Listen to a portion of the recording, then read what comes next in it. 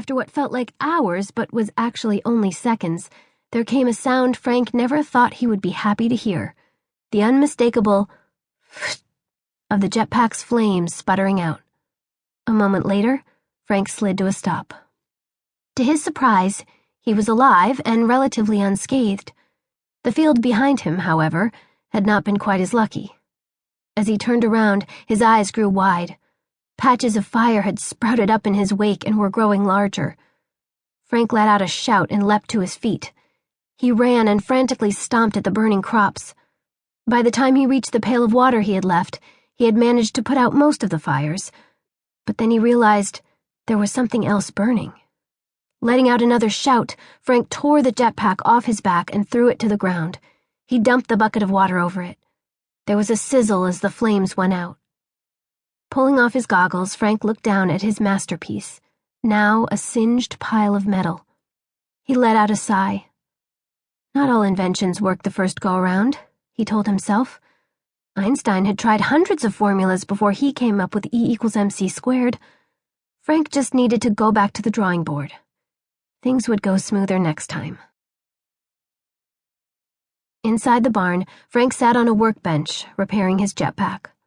On the wall in front of him, a board had been covered with comic panels, sketches, and pages ripped from magazines. This was Frank's idea board. In the middle of it all was a brochure for the World's Fair happening then in Queens, New York. As the radio blared a Beach Boys tune through his homemade headphones, Frank smiled. This was what he loved to do more than anything in the world. Create. This was what he wanted to do with his life. Not plant crops and harvest them and then do it all again. If only his father could understand. A dark shadow suddenly washed over him. Frank looked up. His father stood in the open door of the barn, his arms crossed over his chest. Unlike his son, Pa was a man of the land. Always had been, and always would be. That was why seeing Frank surrounded by odd gadgets and gizmos made Pa's hackles rise. "Ground's burnt out there," he said after Frank had pulled down his headphones. "Really?" Frank replied. "Weird." There was a pause as Pa stared at his son, his eyes drilling into the young boy.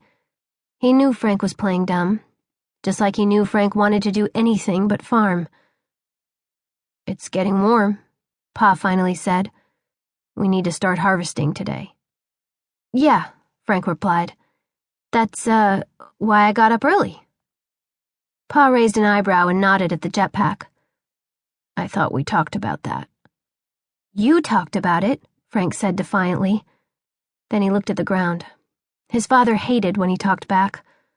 Pa narrowed his eyes. "What makes you think you're gonna make that thing fly?" Frank shrugged. "I'm optimistic?" "You're 10, Pa pointed out. "Carl Benz started engineering university when he was 10, Frank pointed out. When his father just looked at him blankly, he explained. He invented cars. Pa shook his head. "Henry Ford invented cars," he retorted. "Henry Ford produced cars," Frank said, correcting him. Instantly, he wished he hadn't said it. He had pushed too far. Sure enough, Pa's face grew red and his frown deepened. "You're wasting your time," Pa growled. Frank always backed down. Today, he wouldn't, even though he knew he was playing with fire. "I'm not," he shouted. "This contraption doesn't work," Pa shouted back.